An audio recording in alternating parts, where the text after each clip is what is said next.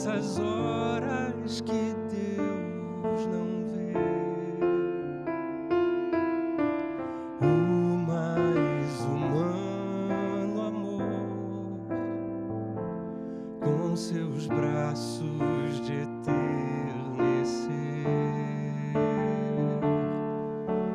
repatriar a luz pros olhos da mocidade,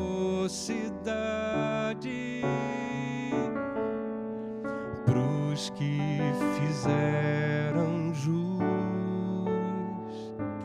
pros que ainda hão de fazer.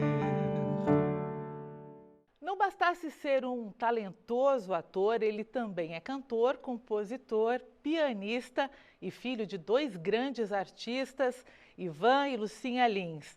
No refrão de hoje, eu converso com Cláudio Lins. Cláudio, prazer falar com você.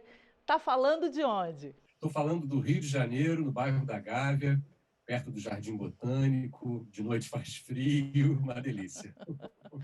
Cláudio, como é que você tem se virado aí artisticamente? Como tem sido o seu trabalho online? E também como é que você tem passado e enfrentado essa pandemia, você, sua família? É uma regalia minha, né? Eu acho que não está fácil para todo mundo. Essa pandemia pegou todo mundo de surpresa. Óbvio que a rotina ela mudou muito aqui na minha casa, né? Eu tenho um filho de 8 anos, agora a escola é virtual, né? A gente quer sair, a gente quer ir para a praia, né? A criança tem muita energia. Essa nova rotina, né? De lavar as compras e passar horas na cozinha e ter que resolver questões que não estavam né, no seu escopo, mas a gente vai se adaptando, né? Agora, artisticamente falando, ficou muito complicado, né? A cultura que já estava numa queda de braço aí ficou muito debilitada com essa pandemia. É claro que a gente vai tentando se virar digitalmente, né? De casa e fazendo lives. Eu me envolvi com essa história das lives bem no início. Eu criei junto com o Beto Feitosa, um grande amigo meu, o Festival Ziriguidum em Casa. Logo na primeira semana de pandemia, a gente já levantou o festival e a gente já está na 14ª edição, então muito a gente tem aí a arte não morre, né? Isso aqui é impressionante. A gente tem aí gás, né? Mesmo que de vez em quando a gente pense, puxa vida, caramba, a gente está nadando tanto contra a corrente, é tão cansativo. As perspectivas não são boas. A gente vai tentando levar, mas é muito difícil. Está muito difícil. Bom, dentro de todas essas suas lives, eu sei que teve uma especial, que foi do aniversário do seu pai, 75 anos. Como é que você fez e organizou tanta gente boa? Teve até o Gilson Peranzeta, que esteve aqui no refrão. Enfim, Roberto Menescal.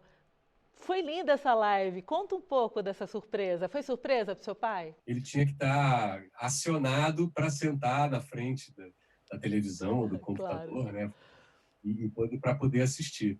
Mas ele não sabia quem eram os convidados, né? Na véspera, na verdade, ele ficou sabendo de 2 ou 3, mas ele não sabia quem eram os convidados e ele também não sabia que músicas os convidados escolheram, porque eu dei essa tarefa para os próprios convidados. Eu falei, olha, eu quero que vocês cantem algo que vocês realmente gostam, que realmente toca vocês na obra do pai. A maioria deu uma reclamada, tipo, pô, mas eu gosto de tudo, muito difícil e tal.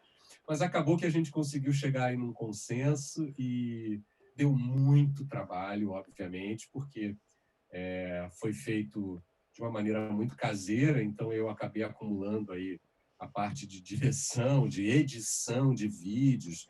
O próprio Beto Feitosa conseguiu me ajudar em alguns momentos, assim, mas acho que o resultado foi muito bacana, muito positivo. Está lá no meu canal do YouTube, se alguém não assistiu, quiser ir lá dar uma olhada, chama-se Vanlin75, que comemora esse ano os 50 anos de carreira do meu pai. Um show muito especial para levar esse show para o público, mas com a pandemia toda, esses nossos planos foram todos cancelados. Aí eu tive que fazer essa adaptação aí, enfim, a gente, como eu te disse, né, a arte ela se vira, né? A gente vai se adaptando e no final das contas foi muito emocionante, muito bonito.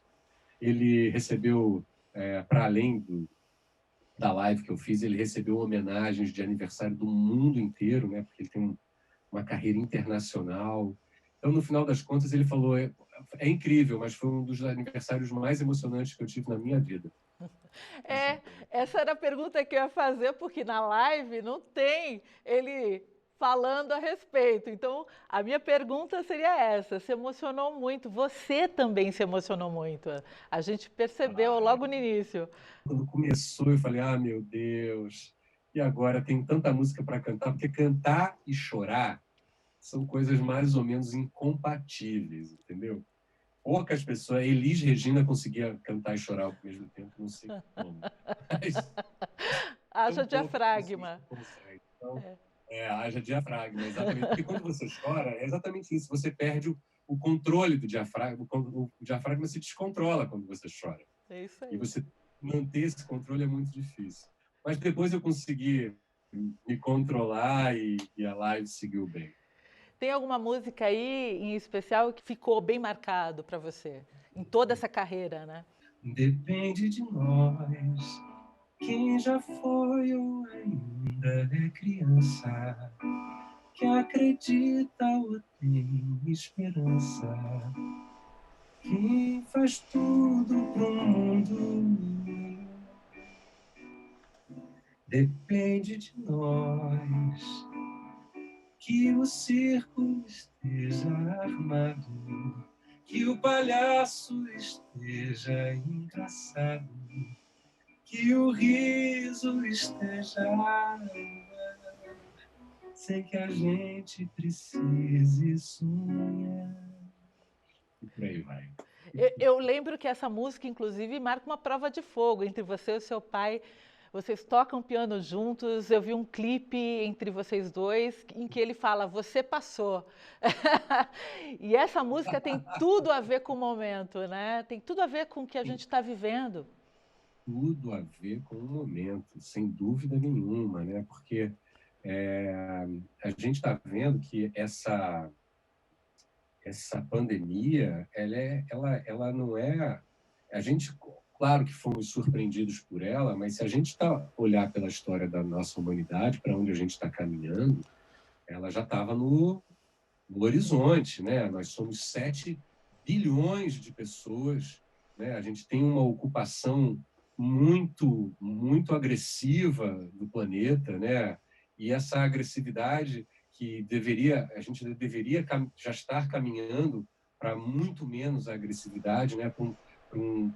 Para sociedades totalmente sustentáveis, a gente ainda está caminhando muito devagar para esse lugar, né? E se a gente for entrar aí nesse assunto, a gente vai começar a falar mal de muita gente aí, porque o negócio não tá mole, não. E outro dia até vi uma entrevista da Fernandinha Torres, e ela falava isso. O que mais assusta nesse momento não é a maneira como a cultura está sendo atingida pela pandemia, porque a cultura ela resiste, a arte ela tem essa força de resistir, mas a natureza vai chegar uma hora que ela não vai resistir. Quando isso acontecer, isso não vai ser um processo da noite para o dia, isso é um processo lento de degradação. As próximas gerações vão viver muitas dificuldades, mais do que o que a gente está vivendo, se a gente não tomar uma atitude agora. Essa pandemia é a ponta de um iceberg que vai ficar muito feio, da possibilidade da gente ter outras pandemias muito piores,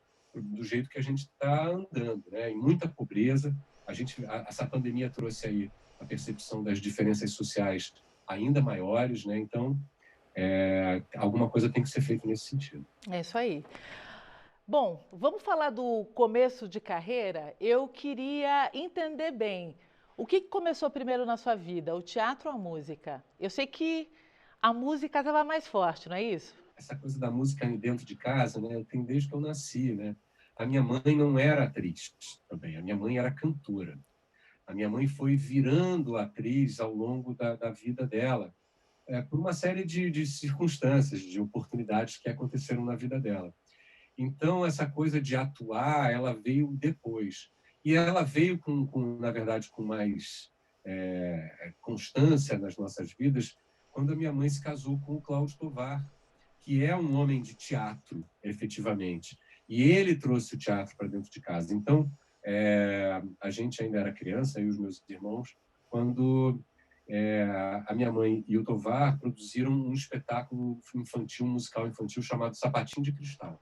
Eu tinha 11 anos e foi a primeira vez que eu participei de uma peça de teatro.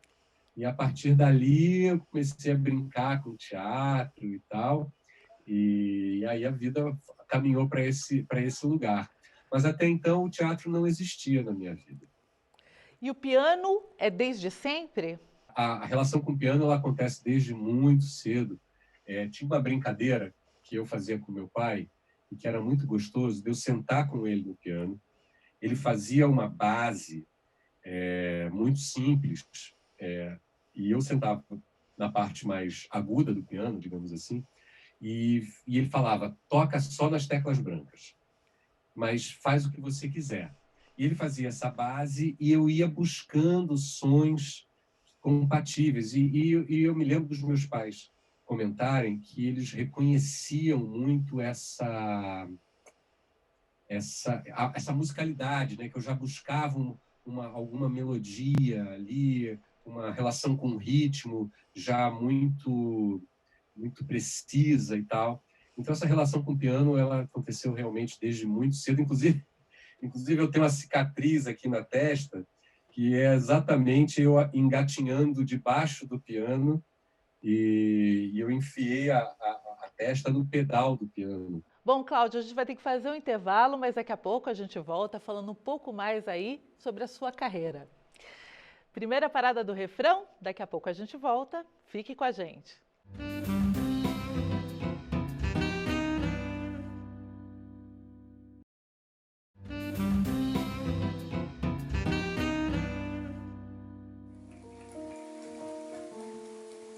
Eu vi quando você me viu, seus olhos pousaram nos meus num arrepio sutil.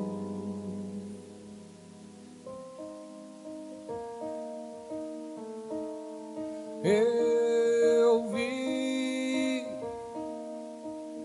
pois eu reparei,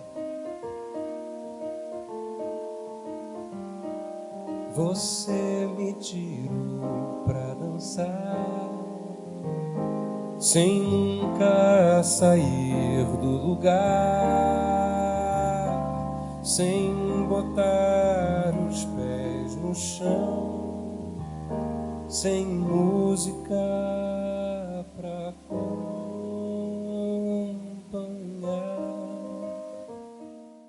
De volta com o refrão, hoje eu converso com o cantor, compositor, pianista, ator dos bons, Cláudio Lins.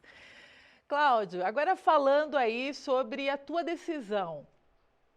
Quando foi que você decidiu ser uma coisa ou outra? Teve um divisor de águas ou não? As coisas foram te levando? Um pouco dos dois, né?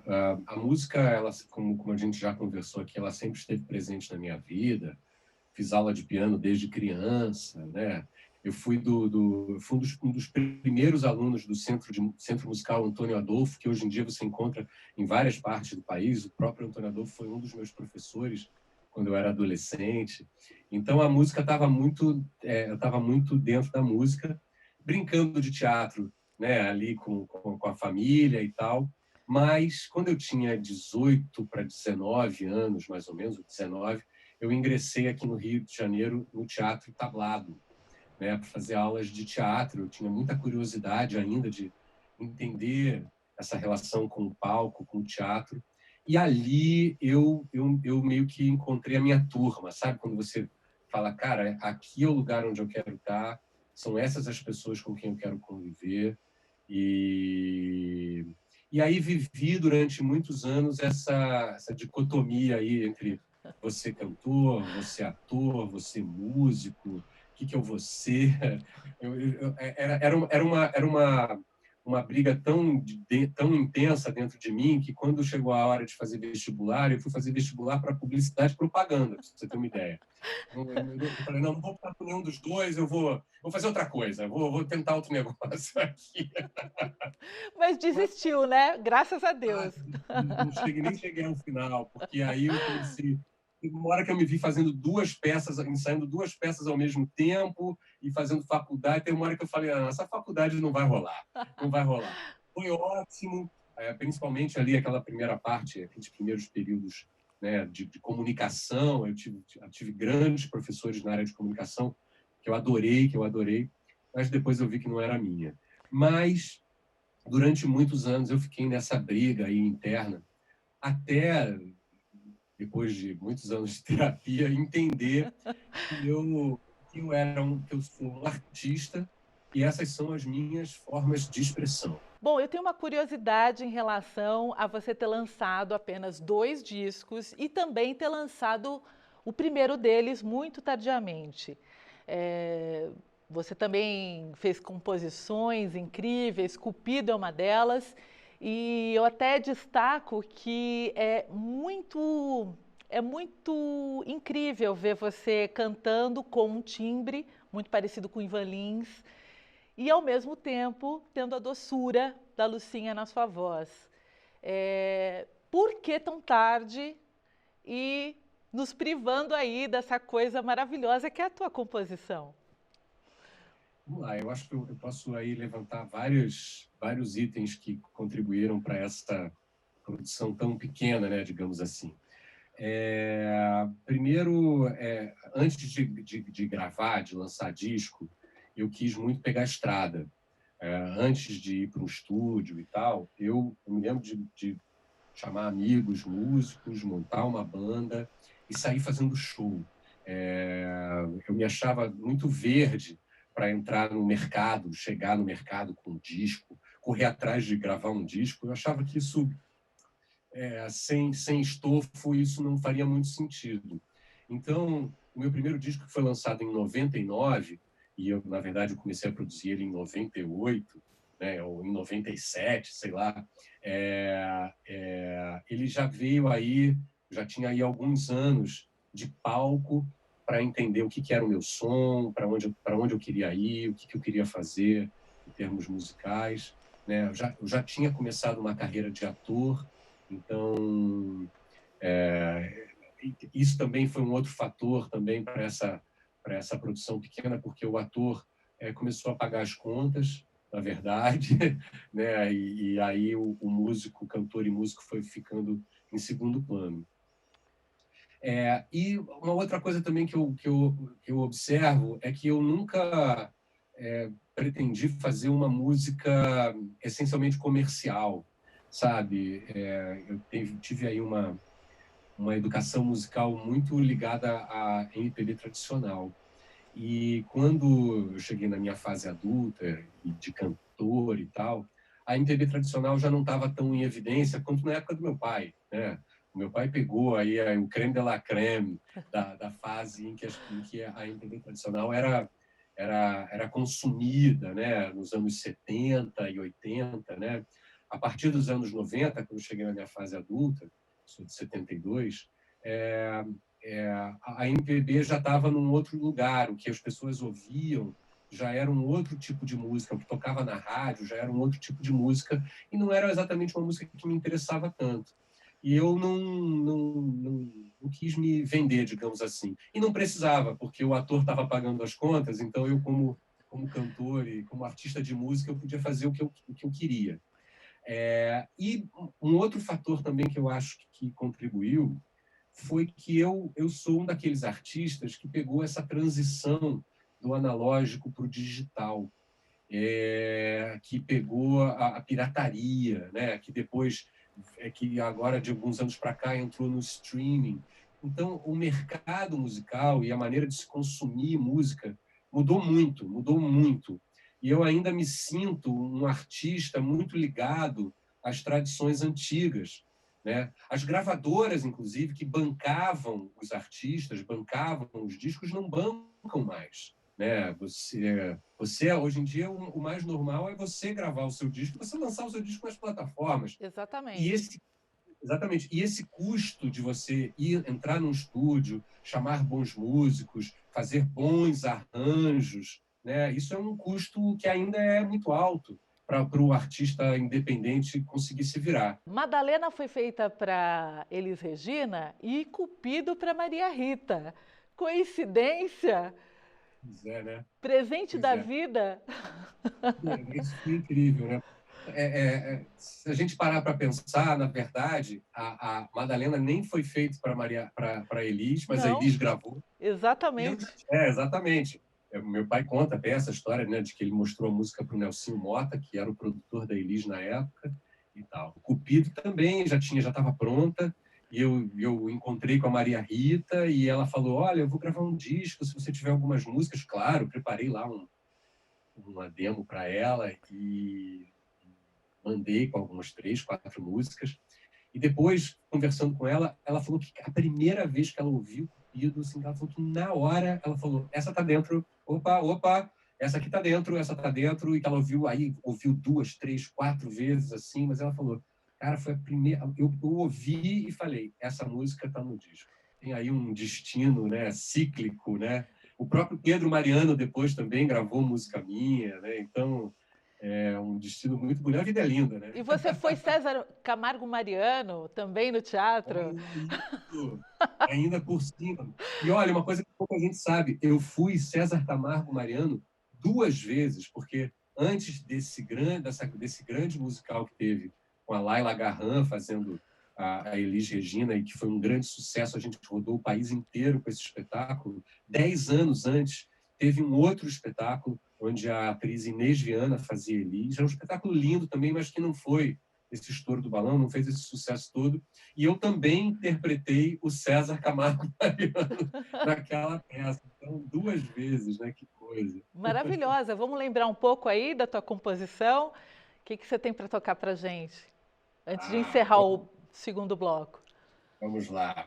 Eu vou aproveitar que a gente está aqui na TV Justiça e vou fazer uma música chamada Diz a Verdade. Vai, diz a verdade. Usa honestidade.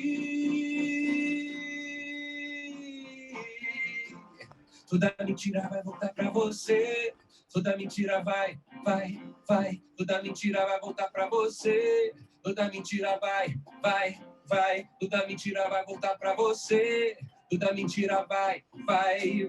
Toda mentira vai voltar pra você. Toda mentira vai. Bom, honestidade é o que a gente está precisando, né? E é assim que a gente termina esse segundo bloco. Daqui a pouco a gente volta falando um pouco sobre sua atuação no teatro musical. Mais uma parada do refrão, daqui a pouco a gente volta. Fique com a gente.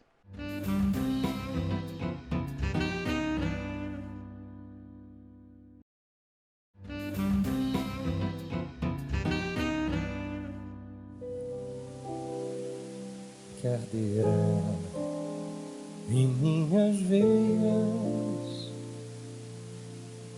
essa chama farta e cheia, acendida por você. Seja quando a gente ama, seja quando a gente briga, e é por toda a vida, meu amor, por toda a vida. De volta com o refrão, hoje a gente está conversando aqui com o Cláudio Lins, cantor, compositor, ator, pianista. Cláudio, agora falando no momento que você uniu tudo, né? Atuação, música, Como é que você partiu para essa área do teatro musical, das peças musicais? Isso. Na verdade, ele estava ali já ali perpassando já a minha carreira de alguma maneira, né? Como eu falei, eu comecei a fazer teatro numa peça, no infantil, no musical infantil, né? Então, o musical já não era uma novidade para mim, mas com o crescimento do mercado de musicais no Brasil, principalmente a partir ali do final dos anos 90, começo dos anos 2000, quando a gente começou a ter o advento da Lei Rouanet, né, e que foi importantíssima para o crescimento do teatro no Brasil, e em especial para o crescimento do teatro musical. Porque o teatro musical ele exige uma produção, mesmo que seja uma peça musical pequenininha, ele precisa de uma questão técnica, né? De profissionais mais versáteis, né? Que podem cantar, representar, dançar. Eles precisa geralmente de muita gente. Você tem a questão do som, da qualidade técnica do som, enfim.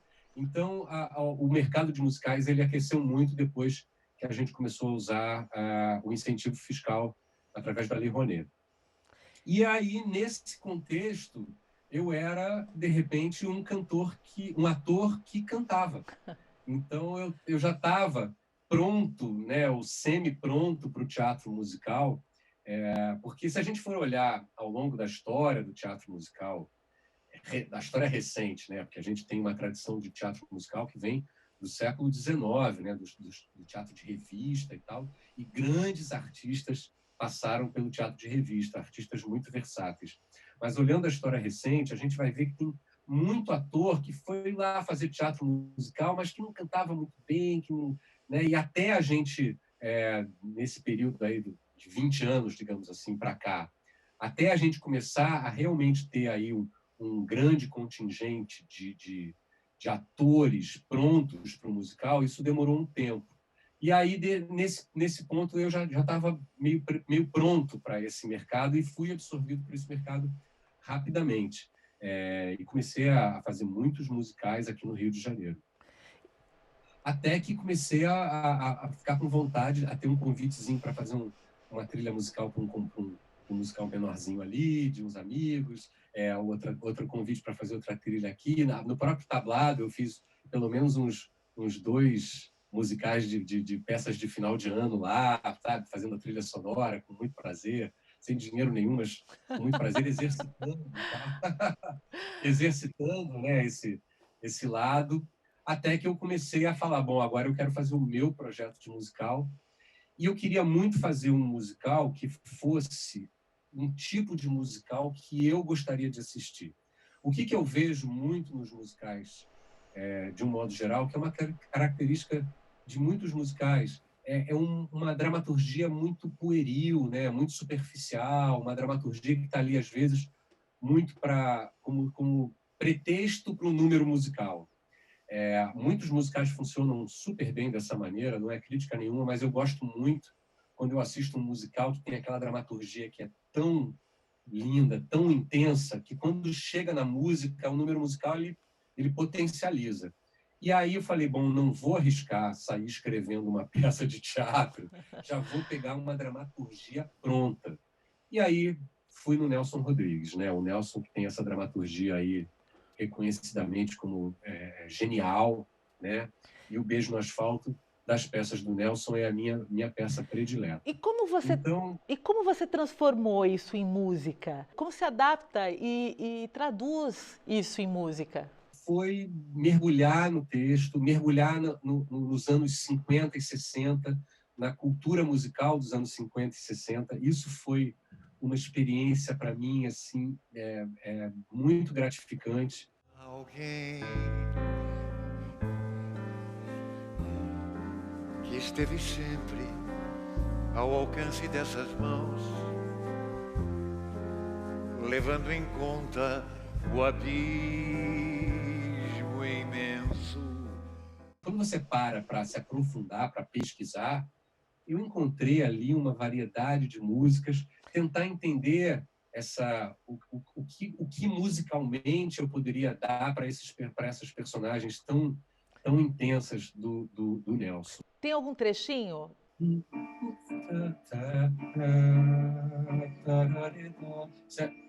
Isso é A Noite do Meu Bem, da Dolores Duran.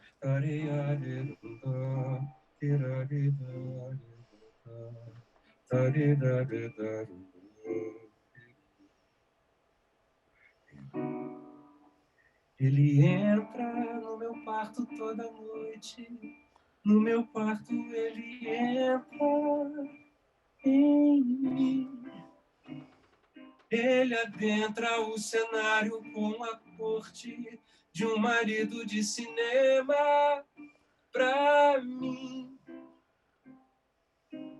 E dispensa os comentários mais diários. Entra mudo, quase nunca sai calado, porque eu ouço os seus gemidos entre ouvidos. O amor é o sussurro dos delírios. Toda noite é assim, como um dia que nasceu pra mim, pra mim. Além do teatro, além dos musicais, você também tem parcerias, incluindo o seu pai.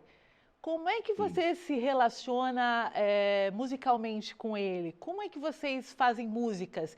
Eu ouvi dizer que você sempre letrava as músicas dele e, de repente, isso mudou. Geralmente, o meu pai ele faz poucas letras, né? Você vê que ele sempre trabalhou com parceiros letristas, né? No começo da carreira, o Ronaldo Monteiro de Souza, né? O compositor de Madalena, né? Depois, durante muitos anos, e até hoje, com o Vitor Martins, com o Celso Viáfora, né? Compositor de São Paulo, Paulo César Pinheiro, o próprio Aldir Blanc, eles têm algumas coisas juntos, Abel Silva. Então, eu entrei na parceria com o meu pai como letrista. Porém, a gente tem uma música... Que é linda! Chama-se Por Toda a Vida. A letra é do Ronaldo Monteiro de Souza e do meu pai. E tem uma história engraçada essa música, né? Porque ele precisava mandar essa música...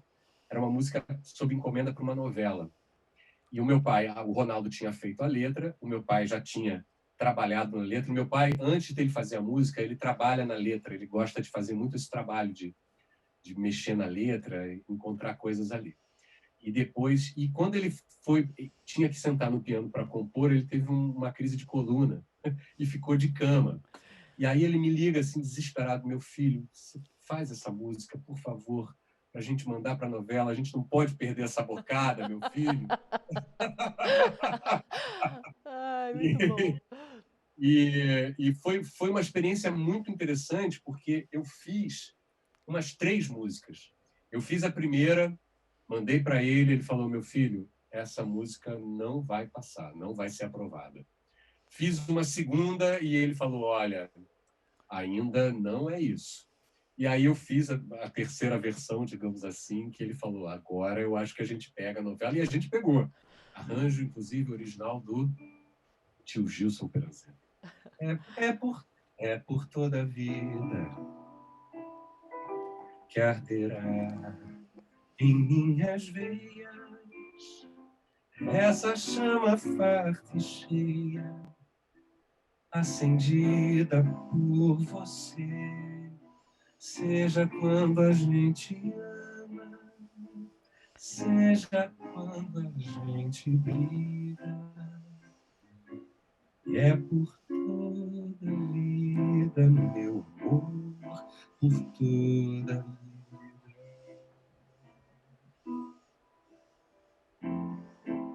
Não existe o que nos ate, o que nos una, coisa alguma. Não existe só palavra que nos tire do ponto de fada. Esse amor que sai de mim se entranha no seu corpo.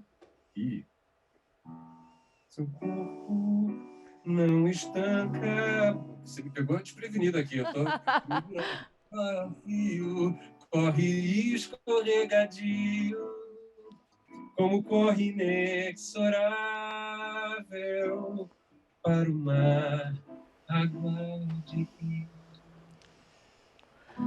Maravilhosa, maravilhosa. E a música é sua. A música é minha. A gente tem um protocolo que não é uma regra, assim, mas é um protocolo que geralmente o nome do compositor da música vem na frente e o nome do letrista vem atrás. Olha que Então essa interessante. música é Cláudio Lins, Ivan Lins e Ronaldo Monteiro. Bom, como a gente está indo aqui para finalmente, eu tinha tanta coisa para te perguntar, mas um programa é impossível, então vai ficar para esse outro. E aí, Isso. eu te pergunto, depende de nós? O mundo ainda tem jeito? Olha, eu sou otimista, tá? Apesar dos...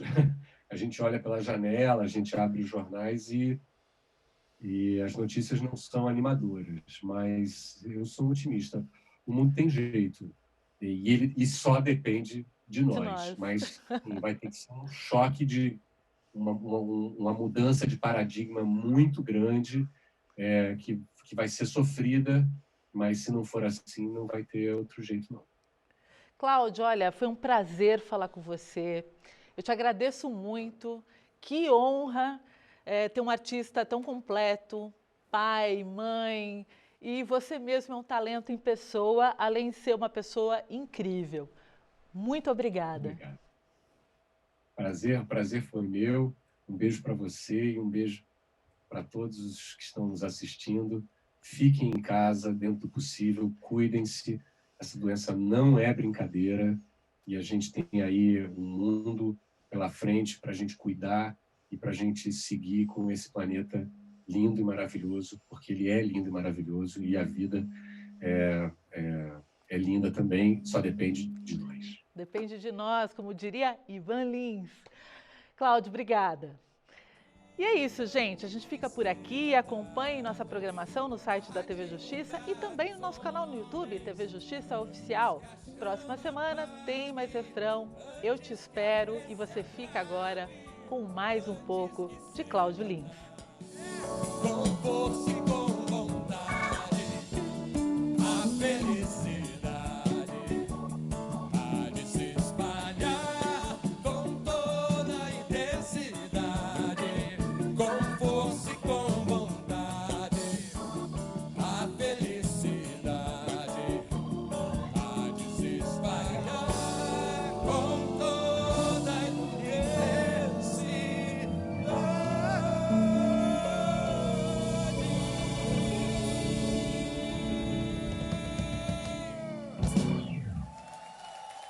Valeu, rapaziada. Ivan Lins, meu pai, avô de Mariano.